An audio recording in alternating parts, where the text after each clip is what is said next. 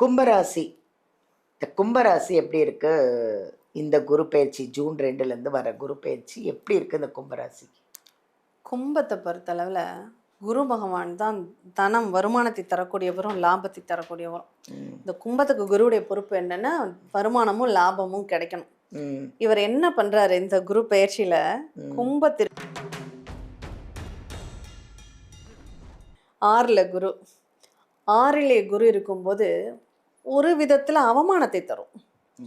6லே குருவிற்க அழகான திரௌபதி அவை நடுவே துகிலுஇருந்தான் துச்சாதனன் அப்படின்னு வரும். அப்போ நம்ம நல்லா தான் இருக்கோம். சரி, இந்த காலகட்டங்கள் சம்பந்தமே இல்லாம பிரச்சனைகளை பண்ணுவாங்க. ஏதாவது ஒரு விஷயம் இது நல்லதுக்கு தானே. இப்போ உங்கள்கிட்ட நான் என்ன சொல்றேன், ஏங்க கொஞ்சம் பார்த்து நடந்துக்குங்க, அது எனக்கு தெரியும், எனக்கு கண்ணு இருக்குல்ல, அது எதுக்கு நீ சொல்ற? ஓ வேலையை பார்த்துட்டு பண்ணாலே பிடிக்கல யாரும். அதுதான், அது பண்ணக்கூடாது. அங்க பிரச்சனையும் அங்கதான் இருக்கும். பஞ்சாயத்து பேசி தீக்கி வைக்கக்கூடிய வாய்ப்புகளும் நமக்கு தான் உண்டு. அப்போ நம்ம பேச்ச கேட்கிற இடத்துல தான் நம்ம பேசணும். எப்பா நீ இது கொஞ்சம் என்னன்னு கேளுன்னு சொன்னாதான் நம்ம போய் பேசணும். எதுவுமே சொல்லாம போனோம்னா உன்னைய பஞ்சாயத்துக்கு கூப்பிட்டாங்களா இப்போ தேவையில்லாம தலையிடக்கூடாது அப்படி.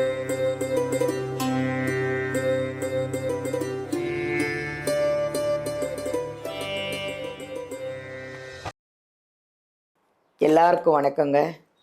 எங்கள் ஜோதிடர் யுகம் சேனல் அனைவருமே, அதாவது உலகத்தில் பார்த்துட்ருக்கிற அத்தனை பேருக்குமே முதல்ல ஒரு நன்றி அண்ட் வணக்கம்.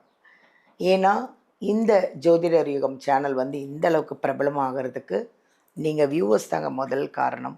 ஏன்னா நாங்கள் ஃபுல்லாக இந்த அஸ்ட்ராலஜர் ஃபுல்லாக ஆக்சுவலாக ஆன்மீகம் இது எல்லாத்தையும் நாங்கள் உங்களுக்கு நிறைய பகிர்ந்துக்கிட்டு இருக்கிறோம். இன்றைக்கி ஒரு அருமையான ஒரு ஜோதிடரை பார்க்க போகிறோங்க. அவங்க யார் தெரியுமா? ஏஎல்பி ஜோதிடர், ஜோதிட ஆசிரியர் ஸ்ரீகுரு டாக்டர் சாந்தி தேவி ராஜேஷ்குமார் அவர்களுங்க. ரொம்ப அருமையாக அவ்வளோ அழகாக உட்காந்துட்ருக்காங்க பிரகாசமாக. அவங்கக்கிட்ட இப்போ நம்ம இந்த ஜூன் 2 குரு பயிற்சிக்கு உங்கள் 12 ராசிக்கும் எப்படி தான் இருக்குது எல்லாத்தையும் அவங்கக்கிட்ட நல்லா பாசிட்டிவாக நிறைய விஷயங்களை நம்ம கேட்டு தெரிஞ்சுக்க போகிறோம். வாங்க அவங்கள சந்திப்போமா? வணக்கம் மேம். வணக்கம் மேம். ஜோதிடர் யுகம் நேயர்கள் அனைவருக்கும் வணக்கம். இந்த நாள் இனிய நாளாக அமைய வாழ்த்துக்கள். இந்த குரு பயிற்சிக்கு எப்படி இருக்குன்னு ஒரு 12 ராசியும் ஆசைப்படுவாங்க.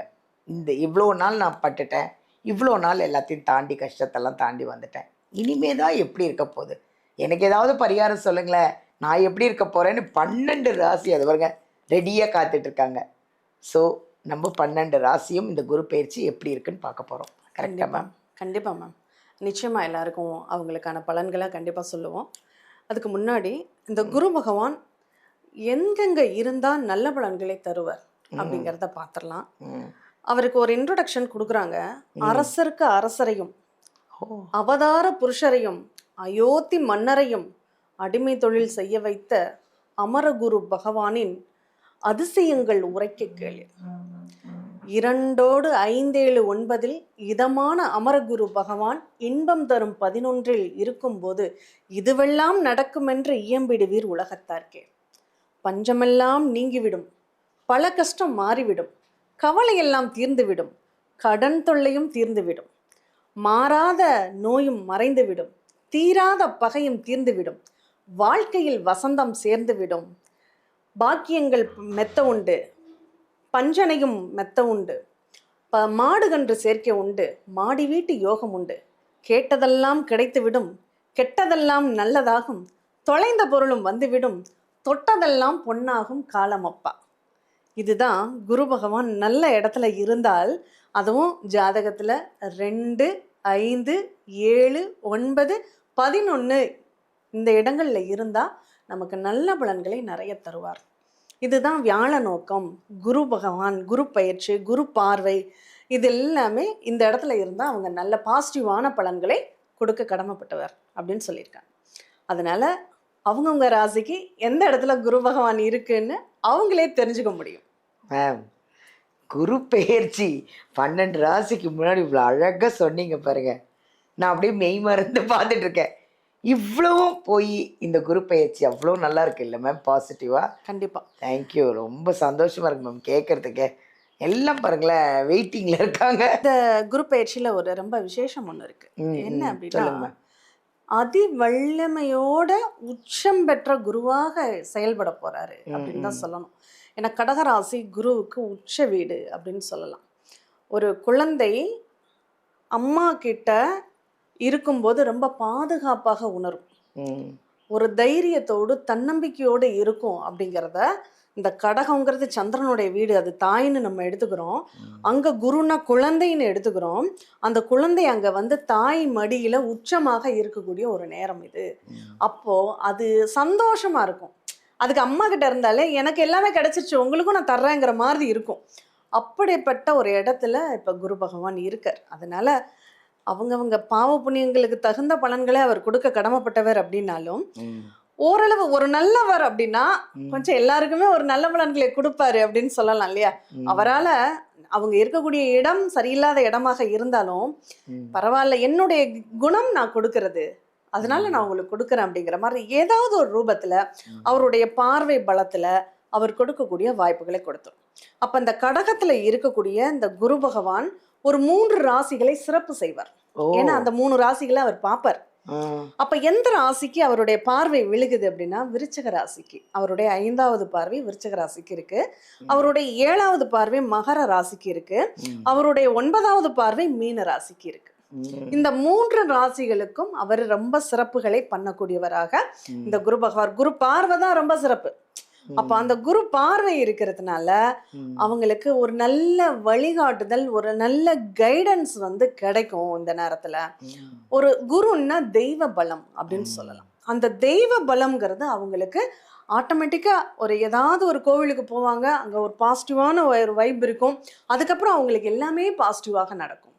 அந்த மாதிரியான ஒரு சூழ்நிலைகளை இந்த குரு பார்வையும் கொடுக்கும். கும்பராசி. இந்த கும்பராசி எப்படி இருக்கு? இந்த குரு பயிற்சி ஜூன் 2லேருந்து வர குரு பயிற்சி எப்படி இருக்கு இந்த கும்பராசிக்கு? கும்பத்தை பொறுத்தளவில் குரு பகவான் தான் தனம் வருமானத்தை தரக்கூடியவரும் லாபத்தை தரக்கூடியவரும். இந்த கும்பத்துக்கு குருவுடைய பொறுப்பு என்னன்னா வருமானமும் லாபமும் கிடைக்கணும். இவர் என்ன பண்றாரு இந்த குரு பயிற்சியில? கும்பத்திற்கு 6ஆம் இடத்திற்கு போறார்.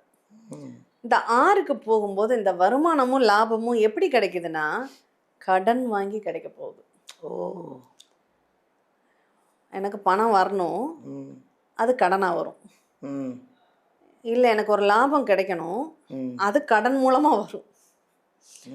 அப்போ இது வந்து நல்லதா அப்படின்னு கேட்டா, அந்த கடனை வாங்கி நம்ம எந்த விதத்துல செலவு பண்றோங்கிற பொறுத்து தான் இருக்கு நல்லதா கெட்டதா. இப்போ நான் ஒரு கடன் வாங்கி ஒரு இடம் வாங்குறேன், ஒரு வீடு வாங்குறேன், அது நல்லது. ஒரு கடனை வாங்கி ஏதாவது ஒரு பிரயோஜனமான ஒரு செலவு பண்றேன், அது நல்லது. ஆனால் நான் கடனை வாங்கி தேவையே இல்லாமல் நான் பண்ணுறேன் அப்படின்னா அது நல்லதில்லை. அப்போது இந்த குரு என்ன பண்ணுறாரு, நான் இதை தான் கொடுக்க போகிறேன்னு முடிவு பண்ணிடுவார். அதுக்கப்புறம் உள்ள நிகழ்வுகளை நம்ம தான் எடுக்கிறோம். அதனால தான் நமக்கு கஷ்டமோ லாபமோ இன்பமோ துன்பமோ வருது. இப்போ இவர் என்ன பண்ண போகிறாரு, கடனை கொடுக்க ரெடியாக இருக்கார். 6ல் குரு. 6லே குரு இருக்கும்போது ஒரு விதத்தில் அவமானத்தை தரும். 6லே குருவிற்க அழகான திரௌபதி அவை நடுவே துகிலுருந்தான் துச்சாதனன் அப்படின்னு வரும். அப்போ நம்ம நல்லா தான் இருக்கோம் அப்படிங்கிற எண்ணமே நமக்கு அவமானத்தை தரும் அப்படிங்கிற ஒரு விஷயம் அங்க இருக்கு. அப்ப அதனால இந்த நேரம் 6ஆம் இடத்துல குரு இருக்கிறதுனால நமக்கு கடன் கிடைக்குதுன்னு வாங்கிடாதீங்க. அதுவே அவஸ்தையை கொடுத்துரும். அந்த கடனை வந்து நம்ம சரியா பயன்படுத்தலைன்னா அந்த கடன் கட்ட முடியாத ஒரு சூழ்நிலைகள் ஏற்படும். அப்ப கடன்காரங்களுக்கு பதில் சொல்றதே கடன் பட்டார் நெஞ்சம் போல் கலங்கினான் இலங்கை வேந்தன்னு சொல்லுவாங்க. அப்ப அந்த கடனுக்கு பதில் சொல்ற மாதிரியான சூழ்நிலைகளை யார் உருவாக்குறது? நம்ம தான் உருவாக்கிக்கிறோம். அப்போ கும்பராசி என்ன பண்ணணும், இந்த நேரத்துல கடன் வரணும்னு இருக்கு, ஆரோக்கியம் கடனும்னு ஒரு அமைப்பு இருக்கு, தேவையில்லாத பிரச்சனைகள் வரணும்னு இருக்கு. அப்ப நான் என்ன பண்றேன், 6ல் குரு. 6லே குரு இருக்கும்போது ஒரு விதத்துல அவமானத்தை தரும். 6லே குருவிற்க அழகான திரௌபதி அவை நடுவே துகிலுருந்தான் துச்சாதனன் அப்படின்னு வரும். அப்போ நம்ம நல்லா தான் இருக்கோம் அப்படிங்கிற எண்ணமே நமக்கு அவமானத்தை தரும் அப்படிங்கிற ஒரு விஷயம் அங்கே இருக்குது. என்னால் கட்ட முடியலன்னு சொல்கிறத விட நம்ம தேவையை சுருக்கிக்கிட்டு அதை பண்ணிக்கிட்டோம் அப்படின்னா நல்லாயிருக்கும் அப்படிங்கிறது தான் இதில் நம்ம புரிஞ்சுக்க வேண்டிய ஒரு விஷயம். சரி, இந்த காலகட்டங்கள் சம்மந்தமே இல்லாமல் பிரச்சனைகளை பண்ணுவாங்க. மற்ற ஏதாவது ஒரு விஷயம் இது நல்லதுக்கு தானே. இப்போ உங்கள்கிட்ட நான் என்ன சொல்கிறேன், ஏங்க கொஞ்சம் பார்த்து நடந்துக்குங்க, அது எனக்கு தெரியும், எனக்கு கண்ணு இருக்குல்ல, அது எதுக்கு நீ சொல்கிற, ஓ வேலையை பார்த்துட்டு பண்ணாலே பிடிக்கல யாரும். அதுதான், அது பண்ணக்கூடாது. எதெல்லாம் பண்ணக்கூடாது, எங்கெல்லாம் நமக்கு பிரச்சனைகள் வருமோ அந்த பாட்டுக்குள்ளே நம்ம போகாமல் இருக்கிறது தான் புத்திசாலித்தனம். அதுதான் பரிகாரம். நம்ம வேற ஒரு பரிகாரம், நம்ம பிரச்சனை வரக்கூடாதுன்னு கோயிலில் போய் கும்பிட்றதோ அங்க பிரதர்ஷனம் பண்ணுறதோ கிடையாது. எனக்கு இதுதான் நடக்க போகுதுன்னு தெரிஞ்சா அதுக்குள்ளே நம்ம போகாமல் இருக்கிறது தான் நமக்கு புத்திசாலித்தனம். இப்போது அடுத்து ஆரோக்கியம். இந்த ஆரோக்கியம் கெடுறதுக்கான முக்கிய காரணம் என்ன தெரியுமா? அந்த குரு போய் 2ஆம் இடத்தை பார்ப்பார். இந்த குரு வந்து 2ஆம் இடத்தை பார்க்கறதுனால என்ன பண்ணுவோம், நல்ல சுவையான உணவுகளை நிறைய சாப்பிட்டுடும். அப்போ அது என்ன ஆகும், வயிறை அப்செட் பண்ணும். இன்னும் சொல்லப்போனால் ரொம்ப ஸ்பைசி உணவுகளை எடுத்துக்க சொல்லும், நெய் அதிகமாக எடுத்துக்க சொல்லும், கொழுப்பு சார்ந்த உணவுகளை அதிகமாக பிடிக்க ஆரம்பிக்கும். அது 6ஆம் இடத்தை வயிறு பெருக்கத்தை உண்டாக்கிடும், ஒபிசிட்டியை உண்டாக்கிடும். அதே மாதிரி வாயு குத்தல் அதை அதிகப்படுத்திடும். அப்போ நம்ம சாப்பிடக்கூடிய உணவுகள்னால, அந்த சுவையான உணவுன்னு சாப்பாட்டுக்கு முக்கியத்துவம் கொடுக்கறதுனால அங்கே வயிறு சம்மந்தப்பட்ட உபாதைகள் வந்துடும். அப்போது அங்கே சாப்பாட்டில் நம்ம கவனமாக இருக்கணும்னு அர்த்தம். நமக்கு பிடிச்சதெல்லாம் நிறைய சாப்பிட்டுட்டாங்க, வயிற்று வலிக்குதுன்னா யார் கடவுள் பொறுப்பா? அது பண்ணக்கூடாது. அடுத்து இந்த குரு எங்கே பார்க்குறாரு அப்படின்னா, இந்த கும்பத்தை பொறுத்தளவில் 10ஆம் இடத்தை குரு பார்க்குறாரு. தொழிலில் அகலக்கால் வச்சிடக்கூடாது. இப்போ கடனை வாங்கி நான் தொழிலில் போட்டேன்னா எனக்கு அது பிரச்சனைக்குரியதாக மாறிடும். நான் போட்ட முதல்ல எடுக்க முடியாமல் போயிடும். அப்போ கடன்காரங்களுக்கு அங்கே பதில் சொல்கிறதுக்கு நான் தடுமாற வேண்டியது இருக்கும் அப்படிங்கிற ஒரு விஷயத்த வச்சுக்கணும். அடுத்து உங்களுக்கு குரு உங்களுடைய 12ஆம் இடத்தை பார்க்குறாங்க.